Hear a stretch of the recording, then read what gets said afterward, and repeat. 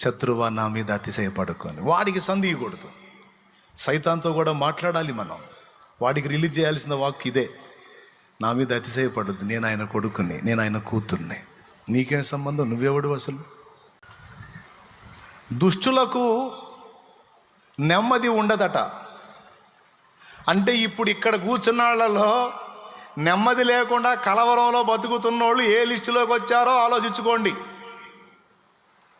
వామ్మో ఏ కేవరే, మరి అదే. దేవునికి స్తోత్రం కలుగును గాక. మళ్ళీ చెబుతా, నేను చెప్పింది అర్థమైందా మీకు? అంత తేలిక అర్థం కాదనుకుంటున్నాను. అర్థం అయితే చేతులు ఎత్తండి, అర్థం అయిందన్నాని. ఏం అర్థమైంది?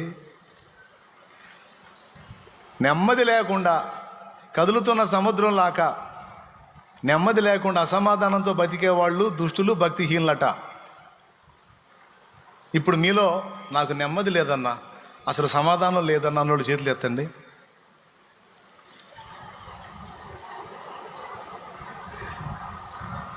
అవునా? అవునా? నెమ్మది లేదు, సమాధానం లేదు, కష్టాల్లో ఉన్నాం, కలతల్లో ఉన్నాం. మరి అట్టయితే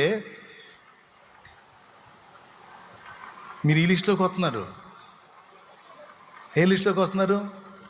భక్తిహీనుల లిస్టులోకి వస్తున్నారు. మరి భక్తుల పని ఏంటి అంటే ముగ్గురు నలుగురు చేతులు ఎత్తే వాళ్ళకి అర్థం కాల, మిగతా వాళ్ళందరికీ అర్థమైంది. ఎందుకు అర్థం కాదు? ముదురులు మావులోళ్ళ. ఇప్పుడు చెప్తున్నాను వినండి. భక్తి పరులకు దేవుని మీద ఆనుకునే మనసు ఉంటుంది. దేవుని మీద ఎవరైతే పరిపూర్ణంగా ఆనుకుంటారో, ఆధారపడతారో, వాళ్ళ నెమ్మదికి ఏ ఢోకా ఉండదు. ఒక పక్క ఊరు కొట్టకపోతున్నా సరే నిమ్మళముగా నెమ్మదిగా ఉండగలుగుతారు. భక్తుల తత్వం అది.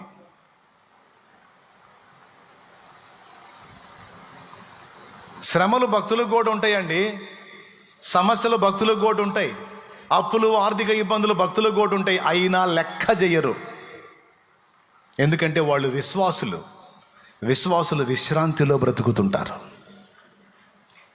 ఎన్ని కలతలన్నా ఉండని, ఎన్ని నిందలన్నా రాని, ఎన్ని అప్పులన్నా కానీ, ఎన్ని తిట్లన్నా తిట్టని, నా దేవుడు ఉన్నాడు, ఆయన చూస్తున్నాడు, ఆయన వింటున్నాడు, ఆయన రాస్తున్నాడు, ఆయనే నాకు తీర్పు తీరుస్తాడు అని విశ్వాసులు కదా, విశ్వాసం గలవాళ్ళు కదా, నెమ్మదిగా ఉంటారు. ప్రశాంతంగా ఉంటారు. మరి దుష్టులకి విశ్వాసం ఉండదు. విశ్వాసం లేని హృదయాలను దుష్ట హృదయం అన్నాడు. వాళ్ళకి నెమ్మది ఉండదు అన్నాడు. ఇప్పుడు ఇక నెమ్మది లేని జీవితం జీవించొద్దు. ఇక నుంచి నా దేవుడు ఉన్నాడు, నేను ఆయన మీద ఆనుకున్నాను, ఇది మొదలుకొని నాకు నెమ్మది, సమాధానం. చెప్పండి, నేను నా దేవుడి మీద ఆనుకున్నాను, నా హృదయం నెమ్మదిగా ఉంది, ఏదైనా ఆయనే చూసుకుంటాడంటే చేయొచ్చు. దేవుడు నన్ను బలి ఆడిస్తాడు ఒక్కోసారి. నేను చెప్తా, ఎప్పుడన్నా ఇప్పుడు నాకు కూడా ఒత్తిళ్ళు ఉంటాయి కదా, సమస్యలు, ఇబ్బందులు, కొంతమంది అన్యుల ద్వారా, అలాగే ఈ పరిచర్య, దాని విస్తరణ, కొన్ని చోట్ల స్థలాల వివాదాలు, నాకు కూడా నెమ్మది లేని స్థితిలో వస్తాయి. నెమ్మది లేకుండా నేను కలతతో ఇబ్బంది పడతా, ఆవేదన పడతా. దేవుడు ఏం చెబుతాడో వాక్యం తీశాను అనుకో, యెషయా 57 వచ్చింది.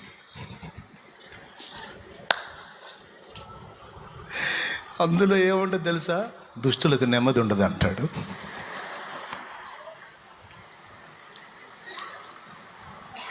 నీకు అర్థమైందా? అప్పుడు నేను మళ్ళీ ఎట్లా ఉంటుంది సార్? నాకెందుకు నెమ్మది లేదు? నాకు నువ్వు ఉన్నాయో, నేనేం దిగులు పడలేదు, విచారపడలేదు, కాకపోతే కొంచెం టెన్షన్ పడ్డా అంతే. మనకి ఇంకా అబ్బాయి ఏం లేదు అని చెప్పి ఒక్క దెబ్బకి తుప్పు వదిలినట్టు అయింది నాకు. ఒక్కటే మాట కొట్టే దిమ్మ తిరిగినట్టు. ఏందిరా దడ పడుతున్నా, ఏంది కంగారు పడుతున్నా, కలత పడుతున్నా, ఏంది నెమ్మది లేదని అటు ఇటు తెగ తిరుగుతున్నాయింది. దుష్టులకు అట్టు ఉండేదా? దుష్టులుగా అట్టుండేది. నీకు నేను ఉన్నా కదరా, ఆడికి ఏ దిక్కు లేదు కాబట్టి ఆడు టెన్షన్ పడతాడు, కంగారు పడతాడు, ఆడి ప్రశాంతంగా ఉంటాడు, ఇంకొకటి ఉన్నాడు. నువ్వు నా బిడ్డవి, నీవు నా రెక్క కింద విశ్రాంతి పొందురా పిచ్చోడా. సురక్షితమైన నా రెక్కల నీడలో నువ్వు ఉన్నావన్న సంగతి మర్చిపోకురా విర్రోడా. వెర్రిమాలోకం ఏంట్రా నువ్వు? ఎక్కడున్నారో నువ్వు? నా రెక్క కింద ఉన్నా మరి ఏంది? నెమ్మది లేదని తిరుగుతున్నాయింది లేదయ్యా నీకు? లేదా? పా యెషయా గ్రంథం 57 బా. నెమ్మది లేని వాళ్ళు అక్కడ ఉన్నారులేపా. చదివితే దుష్టులకు నెమ్మది ఉండదు. కొడితే ఒకటే దెబ్బ, ఇక సైలెంట్, ఇంకంతే. ఆ దెబ్బతో ఆ దడ ఆయాసం మొత్తం పోయి పాట ఎత్తుకుంటా, నాకేమీ కొదువా. దేవునికి స్తోత్రం. ఎంతమందికి అర్థమైందండి? నవ్వు వచ్చింది కదా మీకు? దేవునికి స్తోత్రం. వచ్చిందిలే. ఒక్కోసారి సౌమ్యంగా చెబుతాడు, చిరాకు పుట్టిందని ఎట్లాంటివి చూపిస్తాడు వచనాలు. భక్తిహీనులేరా, కదులుతున్న సముద్రంలాగా ప్రశాంతంగా ఉండండి. నువ్వు భక్తిహీనుడివా? దుష్టులేరా, నెమ్మది లేకుండా గందరగోళం అయిపోయేది. నువ్వు దుష్టుడివా? నువ్వు దుష్టురాలివా? ఎందుకట్ట అవుతున్నా మరి? అవిశ్వాసివా నువ్వు? అవిశ్వాసులరా, వాటి కోసం వీటి కోసం, అది లేదు ఇది లేదని గందరగోళం అయ్యేది. విశ్వాసులకు నేను ఇస్తానన్న నమ్మకం ఉంటుందిరా, ప్రశాంతంగా ఉంటారా, విశ్రాంతిలో ఉంటారా. నువ్వెందుకు ఉంటల్లా? నువ్వు అవిశ్వాసివా? భక్తిహీనుడివా? దుష్టుడివా? కాదయ్యా. మరి ఇంక నోరు మూసుకోయా. సరే ప్రభు. ప్రియులారా, ఇప్పుడు చెప్పండి, విశ్వాసులైతే ఎందులో ఉండాలి? విశ్రాంతిలో ఉండాలి. నువ్వు విశ్రాంతిలో ఉంటున్నావు అనుకో, ఎన్ని టెన్షన్లు అయినా సరే విశ్రాంతిలో నువ్వు ఉంటున్నావు అనుకో, ఒరిజినల్ విశ్వాసివి నువ్వు. ఒరిజినల్ సరిగా అన్నమాట. కొండంత ఆపదలు చుట్టుముట్టి ఉన్నా నువ్వు ధైర్యంగా, నిమ్మళంగా, నెమ్మదిగా ఉన్నావు అనుకో, ఒరిజినల్ సరిగా అన్నమాట. ఒరిజినల్ విశ్వాసి. ఊరకూరకనే కదిలిపోతున్నావు అనుకో, ఇది డౌటే, ఇది నకిలీ సరుకు. ఒరిజినల్ సరుకు అయితే నిన్నటికి దేవుడు, నేటికి దేవుడు, రేపటికి కూడా ఆయనే ఉన్నాడు. దేవా, ఇదిగో నీ చిత్తం నెరవేర్చ నాకు శక్తి నీవు. ఇదిగో నీ దాసుని, నువ్వు నాకున్నావు. నేను నిరంతరం నీ విశ్వాసంలోనే బ్రతుకుతున్నాను. నాకు భయం లేదయ్యా, నాకు టెన్షన్ లేదు. నా తండ్రివి నువ్వు ఉన్నావు, నువ్వే చూసుకుంటావు. దేవా, నాకు తెలీదు, నేను ఇంతే అనుకుంటానండి. నా పర్సనల్ చెప్తున్నా కదా, నాకు మరీ మొరాయించినందుకు ఏదన్నా ఏకాంతంగా పోయి కూర్చొని, నాకు తెలియదు, నువ్వే చూసుకో, నా వల్ల కావట్లేదని చెబుతా. నన్నేం చేయమంటావు? నా వల్ల కావట్లే, నువ్వే చూసుకో. నున్నావుగా, ఉన్నవాడివిగా, సర్వశక్తి గలవాడివిగా. నాకు తెలియదు ఎవరితో మాట్లాడుతావు ఏమో, నాకు తెలియదు. కోటాలకు టైం వస్తుంది. మరి ఏడాడు తిరుగుతున్నాను, పిచ్చి పట్టినట్టు తిరుగుతున్నా, ఏడ దొరకలా. మరి నన్ను ఏం చేయమంటావు? ఇతను అమ్మని అంటున్నాడు, నాకు తెలియదు, నువ్వే చూసుకో అంటే వచ్చి మొత్తం అప్పచెప్పిపోయాడు. దేవునికి స్తోత్రం కలుగును గాక. అది నాకేం తెలుసా, నన్నేం చేయమంటావు? ఆయన అమ్మడంట కోటుగాడు. మరి సంగతి ఏం చూడు, కోటుగాడి సంగతి దేవుడు చూశాడు. ఎవరైనా నా దేవుడు కదిలిస్తాడు. అయిపోయింది అనుకున్న దాన్ని ఏం కాలేదు, ఇదిగో నేనున్నాను అంటాడు ఆయన. దేవునితో మాట్లాడేటప్పుడు దేవుడు సంతోషపడేటట్టు మాట్లాడాలి. వీళ్ళు వచ్చి అవిశ్వాసం మాటలు మాట్లాడితే ఏం మాట్లాడాలి తెలుసా? నోరు మొయ్యండి, పిచ్చి మాటలు మాట్లాడద్దు. ఏముందో అదైపోయింది, ఇదైపోయింది, అట్టయిపోయింది, ఇట్ట సోది మాట్లాడద్దు. మీరు అట్లా మాట్లాడేటట్టయితే పక్కకి వెళ్ళండి. మీరు ఏమైంది, ఏం కాల, నా తండ్రి ఉన్నాడు, జరిగిందంతా నా మంచికే వచ్చిద్ది, జరిగిందంతా నా మేలుకే వచ్చిద్ది. మీకు నష్టంలా కనపడుతుందేమో, నేను కష్టాలు పడుతున్నాడు కనపడుతుందేమో, ఇవన్నీ నాకు అవసరం, ఇవన్నీ నా మేలుకే వస్తాయి. మీకేం తెలుసు? ఇవన్నీ నా మేలుకే వస్తాయి. మీకేం తెలిసి వచ్చింది? మాట్లాడుతున్నారు పెద్ద. ఎవరు మూసిపండే. నీ మనసుతో మాట్లాడేటప్పుడు నీ మనసుతో కూడా నువ్వు మాట్లాడుకోవాలి. మనసు కోతి లాంటిది, గంతులేస్తుంటుంది. ఏయ్ మనసా, ఏమిటే గంతులేస్తున్నావు? ఏమిటే భయపడుతున్నావు? ఏమిటే ఏదేదో అయిపోతుంది అన్నట్టు ఆందోళన పడుతున్నావు? పిచ్చి మనసా, ఏమైంది? నీ మనసుకు కూడా నువ్వు సమాధానం చెప్పుకోగలగాలి. నీ మనసు కూడా నువ్వు వాక్కు రిలీజ్ చేయాలి. మనసు అంటది అయిపోయింది, అంతా అయిపోయింది, కొంప మునిగిపోయింది, ఏదో జరగబోతుంది, ఏదో అయిపోబోతుంది, ఏదో జరగబోతుందని మనసు అంటుంటే ఏమీ జరగట్లేదు. అంతా మనకి ఫేవర్గానే జరిగిద్ది, అంతా మనకి ప్లస్సే అయ్యిద్ది, అంతా మనకి మంచిగానే జరిగిద్ది. అది ఎన్ని వంకరలు తిరిగినా మనసా అది మనకి ప్లస్ అయ్యిద్ది. ఎందుకో తెలుసా? దేవుడు మన పక్షమున ఉన్నాడు. దేవుడు మన పక్షమున ఉన్నాడు. సమస్తము సమకూర్చి మేలుకు తెస్తాడు. ఏదన్నా జరగని అది అడుదిరిగి ఇటు తిరిగి మంచికే.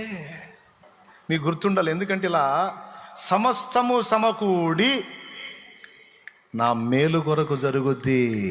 మనసా అంతా మనకి మంచి జరిగిద్ది.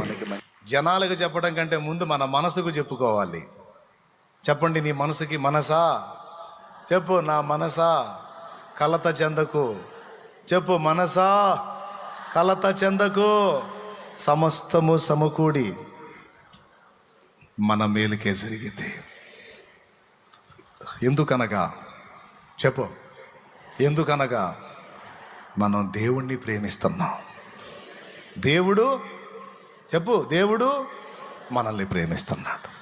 మనం ఆయన్ని ప్రేమిస్తున్నాం, ఆయన మనల్ని ప్రేమిస్తున్నాడు. ఇక్కడ పరస్పర ప్రేమానురాగాలు కొనసాగుతున్నాయి కనుక ఏది జరిగినా మనకు మేలే మారిద్ది. ఇది నీ మనసుకి ఇవ్వాల్సిన సాక్ష్యం. ఇంకొకడు ఉన్నాడు సిగ్గులేనాడు, సైతాను. వాడితో కూడా వాక్కు రిలీజ్ చేయాలి. వాడికి కూడా వాక్కు రిలీజ్ చేయాలి. వాడికి ఏం వాక్కు రిలీజ్ చేయాలో తెలుసా? మీకా గ్రంథము 7వ అధ్యాయము 8వ వచనం రిలీజ్ చేయాలి వాడికి. అది మీకా గ్రంథము 7వ అధ్యాయము 8వ వచనం, నా శత్రువా నా మీద అతిశయపడకుము. 9వ వచనం 8, 9 కూడా చదవాలి. 8 చదువు. నేను క్రింద పడినను తిరిగి సైతాన్, ఇదిగో విను. నా శత్రువా నా మీద అతిశయింపవద్దు. నేను క్రింద పడినను తిరిగి లేతును.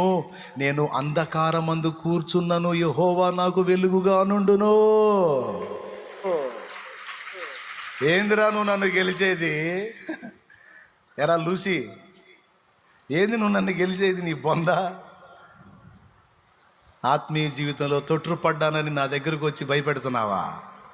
నా శత్రువా నా మీద అతిశయింపవద్దు. నేను క్రింద పడినను తిరిగి లేతును. నేను అంధకారమందు కూర్చున్నను, యెహోవా నాకు వెలుగుగా నుండును. 9వ వచనం చూడన్నాను ఏముందో. నేను యెహోవా దృష్టికి పాపము చేసి తిని గనుక ఆయన నా పక్షమున వాద్యమాడి నా పక్షమున న్యాయము తీర్చు వరకు నేను ఆయన కోపాగ్నిని సహింతును. ఆయన నన్ను వెలుగులోనికి రప్పించును. ఆయన నీతిని నేను చూచెదను. అదండి ఉండాల్సిన డైలాగు. ఎప్పుడన్నా దెబ్బతిన్నప్పుడు కూడా మనం ఏమన్నా తెలుసా? సైతాన్ గాడి అనుకుంటూ వస్తాడు. వాడు సిగ్గుండదుగా, ఎకిలెకిలి నవ్వులు నవ్వుకుంటూ వస్తాడు నీ దగ్గరికి అనుకుంటా. అప్పుడు చెప్పరా, శత్రువా నా మీద అతిశయపడవద్దు. నేను క్రింద పడినను తిరిగి లేతును. ఎందుకు? నా దేవుడే నన్ను నిలబెడతాడురా. నా దేవుడే కృంగిన వేళలో నన్ను లేవనెత్తిన చిరునామా ఆయనే. అది అది అది నేను కింద పడితే అంత వదిలేస్తాడు అనుకునేది. నన్ను మళ్ళా చెయ్యిస్తాడు, లెగుస్తాను. నేను కింద పడ్డాను, ఆయన నన్ను తన్నాడు, ఆయన కోపాగ్ని నా మీదకి వచ్చింది, భరిస్తా. ఇది నాకు ఆయనకి నాకు సంబంధించిన విషయం. నువ్వెవడివిరా నా ముందుకు వచ్చి అంటున్నా? ఆయన మా నాన్న, నేను ఆయన కొడుకుని. ఆయన మా నాన్న, నేను ఆయన కూతుర్ని. మా తండ్రి కూతుళ్ళ వ్యవహారం మా తండ్రి కొడుకులు ఎవరు? నీకెందుకురా లూసి? నా శత్రువా నా మీద అతిశయింపవద్దు. నేను కింద ఉండేవాడిని కాదు, నన్ను నా తండ్రి లేపుతాడు. లేవనెత్తువాడు నా దేవుడు. ఏం చేస్తాడు? శృతి ఉన్న పాటలకు విలువలు ఉన్నట్లే కృతజ్ఞతనిచ్చావు, కృపలో నిలిపావు.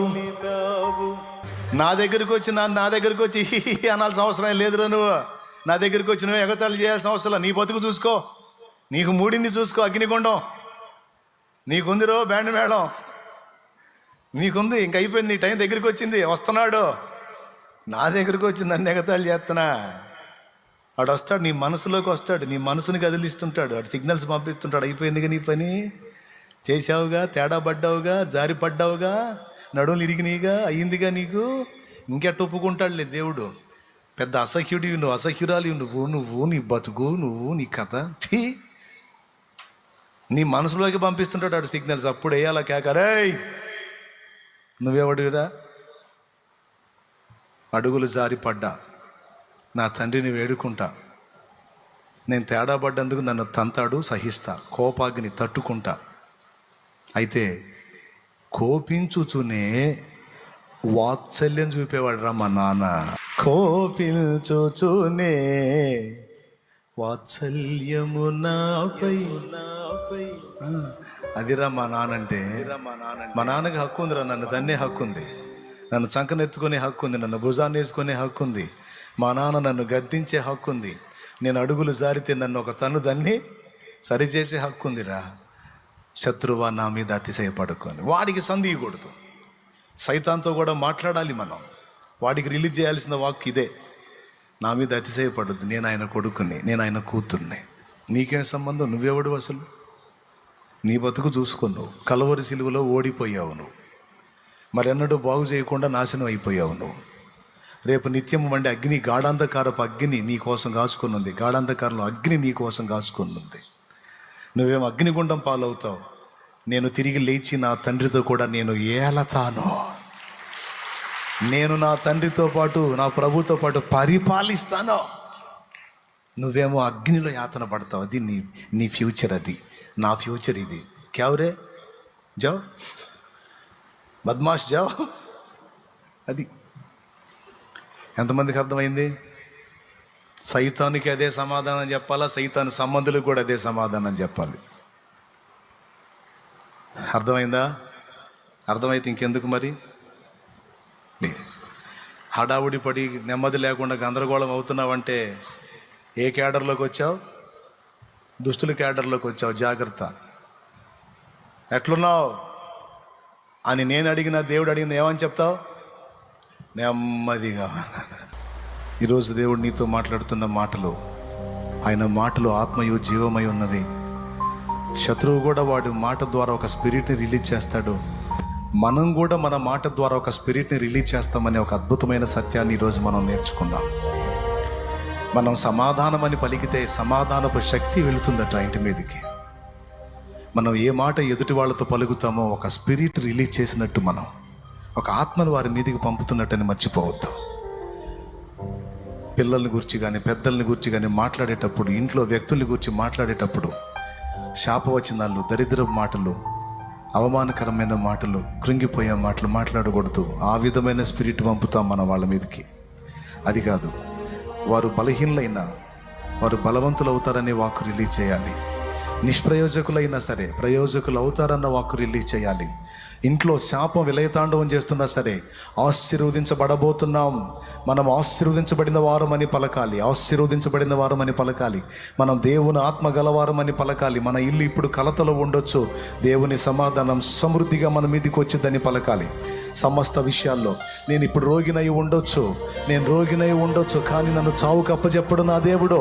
నేను చావను, నేను సజీవుడనై నా దేవుని క్రియలు వివరిస్తానని చెప్పాలి. మాట్లాడటం నేర్చుకుందాం.